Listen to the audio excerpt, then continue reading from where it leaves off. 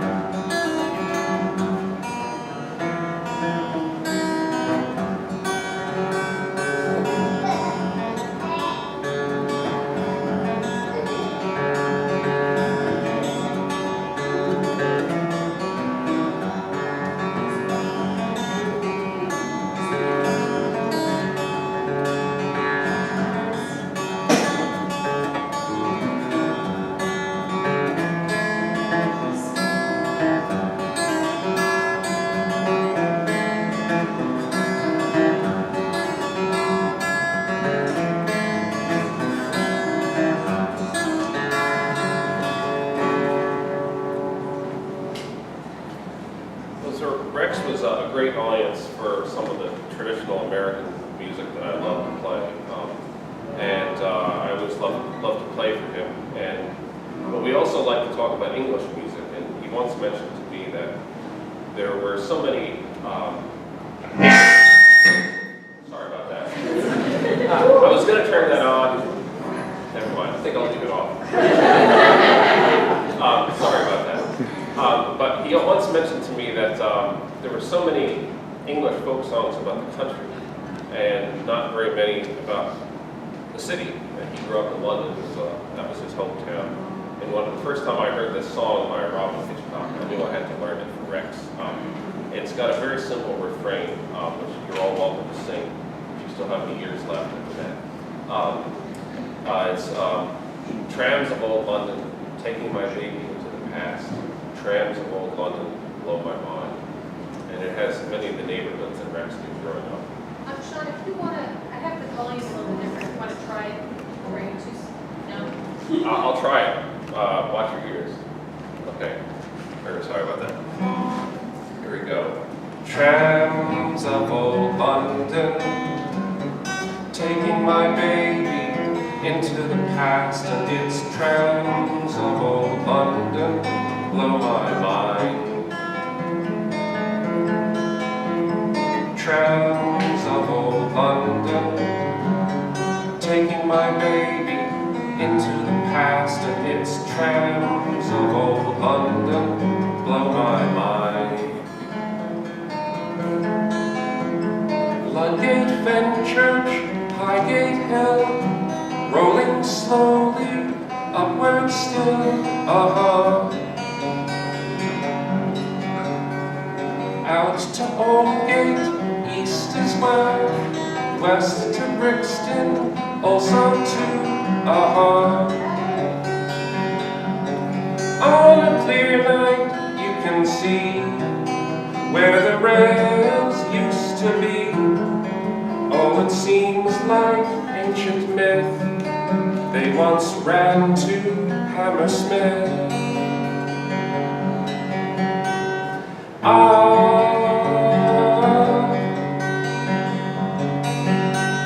Trams of old London, taking my baby into the past, and its trams of old London blow my mind.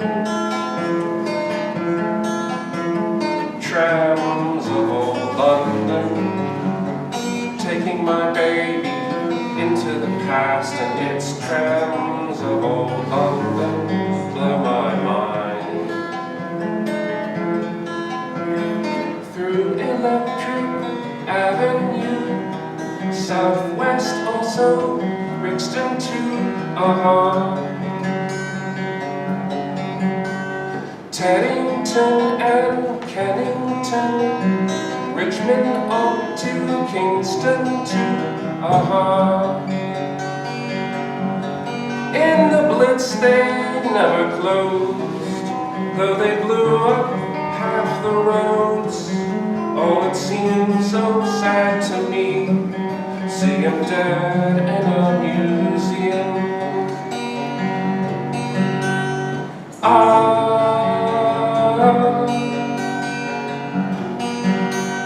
Trams of old London, taking my baby into the past, and its trams of old London blow my mind. Trams of old London, taking my baby into the past, and its trams of old London blow my mind.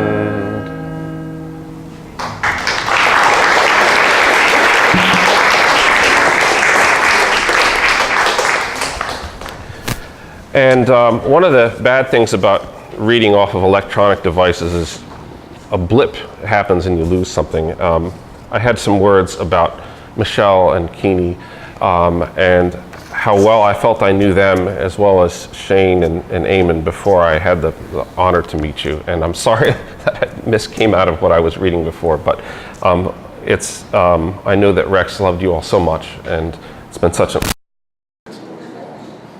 And next we'll be hearing from Michelle. And Keeney. Thank you. Pin this somewhere if you don't mind. Sorry.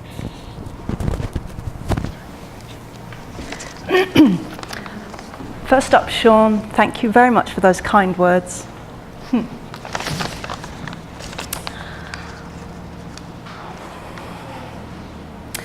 Well, I am so thankful to have had Rex as my father.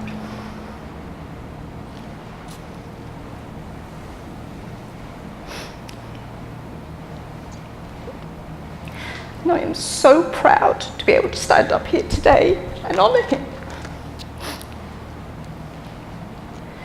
In a nutshell, he was a loving, fun, curious man with basically a heart of gold.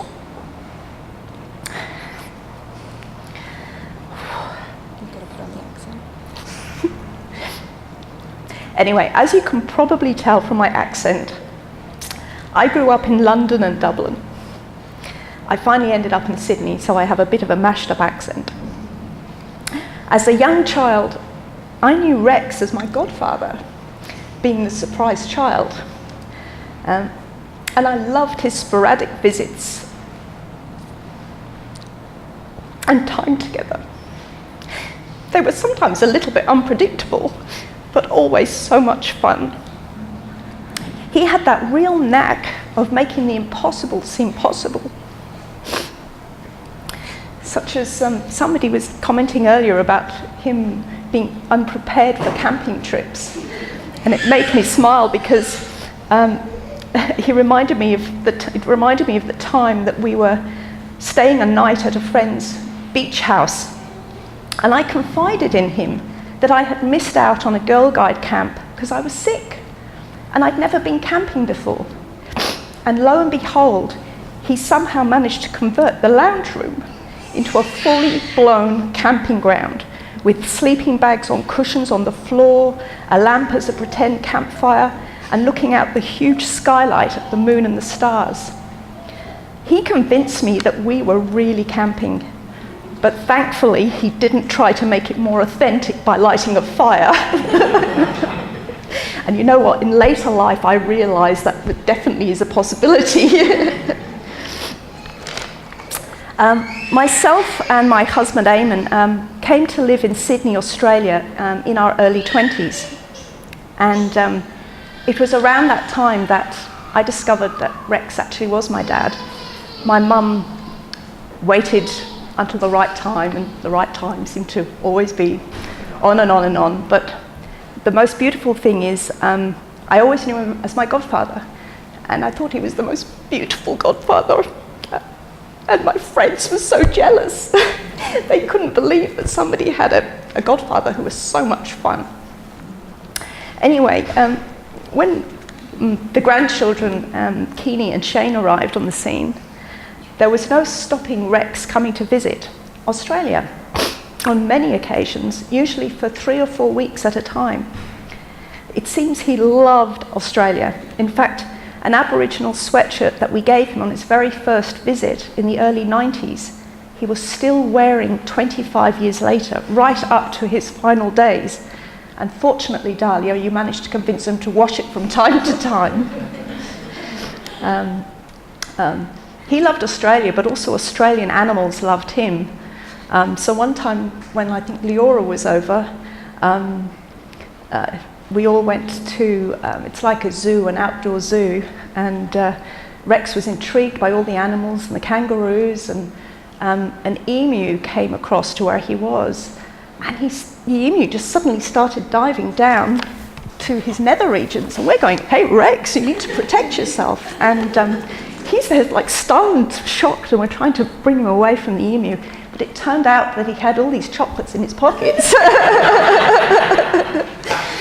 Anyway, Rex loved spending time with the grandchildren, telling absurd stories and crazy Tom Lehrer songs, just like when I was young.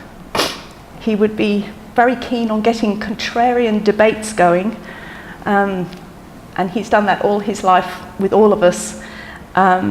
He certainly has always kept us on our toes. Yeah, he really did love his Tom Lehrer songs, and they were often very politically incorrect.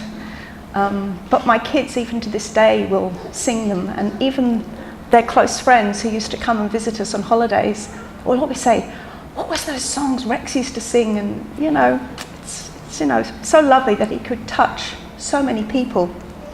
A little bit more highbrow, he had a real passion for Gilbert and Sullivan, and he could sing the Major General's song from the Pirates of Penzance at top speed to dramatic effect. I am the very model of the modern Major General, but he had it down pat. Each visit to Oz, a different food fetish would be discovered. So one year there was the huge stash, and I emphasize huge, stash of empty Cadbury chocolate wrappers hidden down the side of his bed against the wall. It had actually pushed the bed out. The next time, well actually, the Cadbury chocolate wrappers were a repeat offender. How on earth he thought we wouldn't discover his gluttony, I just don't know. But most importantly, Rex always wanted to know what you were up to. He was so keen to know all about our lives that were going on independently. What were our worries? What were our dreams? What were our goals? Whether it was your career ambitions, or the pros and cons of going to grad school, or the ideal traits of the perfect boyfriend, He could have a decision analysis tree going just on that. Rex felt deeply connected with us all in a wonderful way, and I will always treasure his wise words in my heart. Sorry, I'll put this to the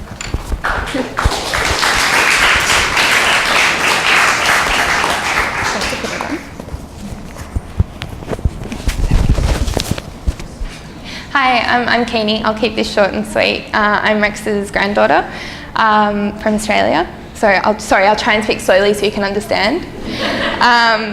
So I think, as a lot of people have mentioned, a lot of my memories of Rex are centred around food.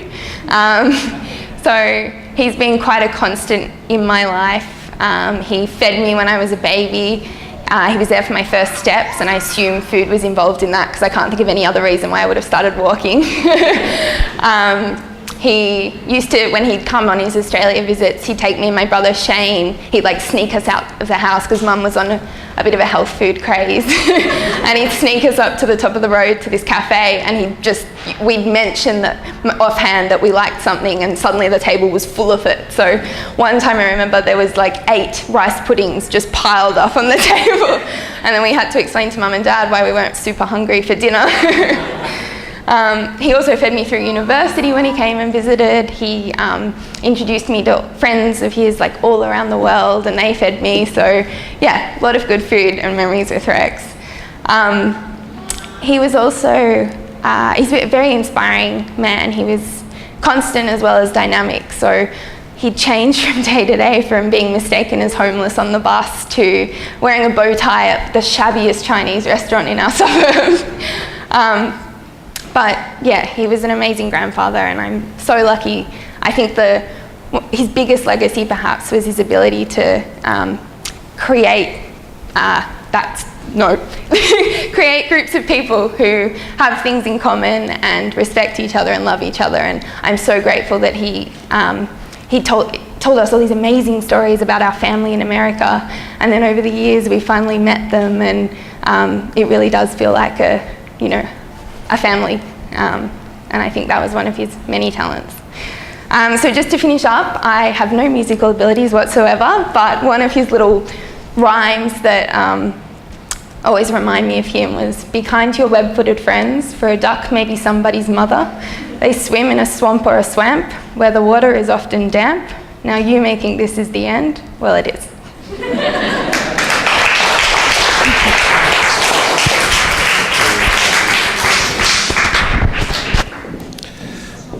Yes. Maybe we would change it up a little bit, maybe invite people to. Yes, that's fine. Yes, we think now would be actually a really great moment for anybody else, Avi, for instance, and anyone else who would like to say some words.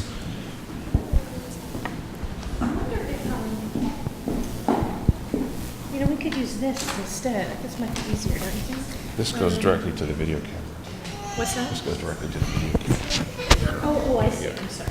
Can you put it? Yes, I'd be happy to.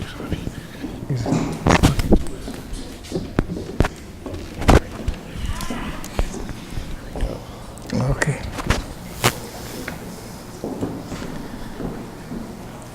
I didn't meant to speak today. First of all, good afternoon to everybody here. But I got a nice email from our good friend Danny and Alona Abiri, which knew Rex for several times. They met him maybe 6 or 7 times during the year. But they wrote an email to Dalia, which may express very nice and very well, especially people that don't know him so well, but what they wrote will give you a very nice impression about what Rex was. I'll read it half in Hebrew, and half of the speech I'll speak in English. I'll translate to English with my poor English from Hebrew to English. So I'll read it first in Hebrew, and then I'll translate very few sentences. דליה יקרה, אתם חווים אובדן ומקיימים טקס פרידה לכבודו של רקס. עבורך הוא בעל ולנו ידיד, ששנים רבות לא פגשנו. אך הרושם העז של אישיותו הטביע עלינו חותם, ואנחנו בוחרים לכתוב לך ולבני ביתך מילים לזכרו. התעדכנו באמצעות אבי ושרה במצבו הבריאותי, ובחרנו תמיד להיאחז בתקווה שלמרות בעיות בריאות רבות הוא יוכל להן ויתגבר. השנים האחרונות היו קשות, לא פשוטות בלשון המעטה, אך הוא בדרכו אכן המשיך וזכה לראות את הנכדים גדלים, להשתתף בנישואי ליאורה ולחלוק איתה ועם כל בני המשפחה את לידת התאומים. האהבה שלו לבנות והקשר שלהן איתו אינם דבר מובן מאליו. הן היו לצידו בתקופה שהוא היה זקוק להן במיוחד. Now I'll try to translate the continuation of this speech. He left his last years surrounding by his family and separated from the world that all the daughter and the grandchildren around him. He left his life at home with the family that he raised, and then he fought his last fight surrounding with the family that were so dear to him. Rex left behind him a very nice legacy, a whole bunch of professional literature from his talent, opinion, and positions that many generations will read and learn from it. In this way, he will memory not only around his family and his friend, also around his colleagues, professional colleagues, around the academic community, in the present and in the teacher. It's impossible to ignore or to wonder about the connection between his personality, way of the scopes of his occupation, and his decision, brave decision, that the time came to separate. We are glad, the friends wrote, and we identify with them, of course. We're glad that we met him and we participate with you, Dalia, with the daughter and the grandchildren, with the sorrow of the loss. In Hebrew, יהי זכרו ברוך. תתנחמו בזיכרונות ובמורשת שהשאיר. Alona and Dani. And we are the friend of them, and we are identify exactly with what they said. You are my brother. Excuse me? You mentioned that you are my brother. Of course. Okay, thank you. Thank you, Avi. And next we have...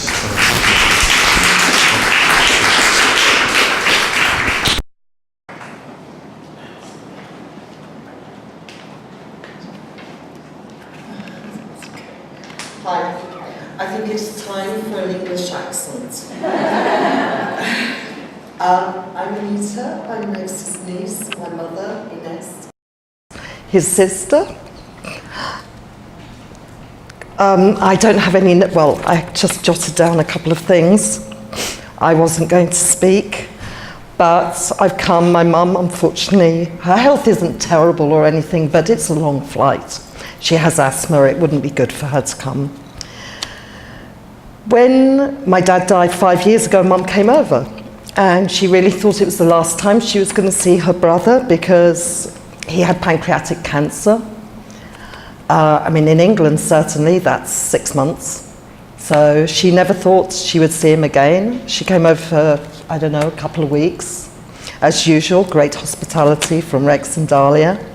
But he came over, I think, 3 times in the end over the last few years. It was for our 80th birthday. Yeah, and for my mum's 80th birthday, which was fantastic, with Dalia.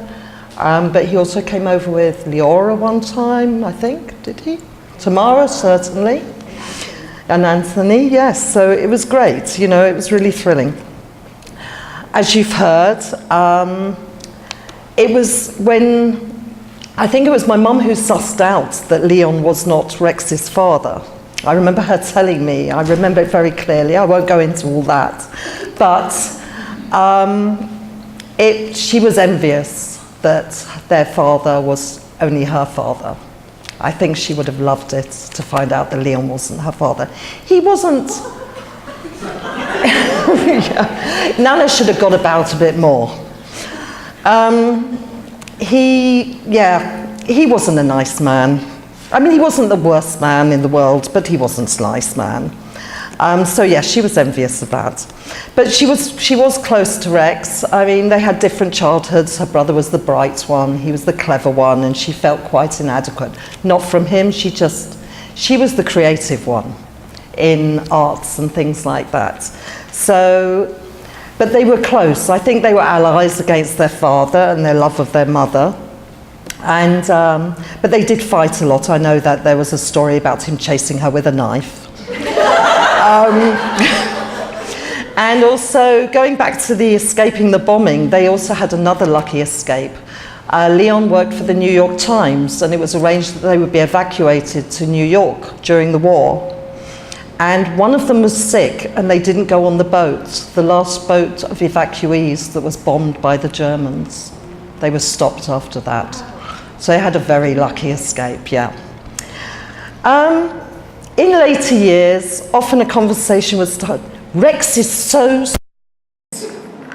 because he, as we all know, he was so impractical.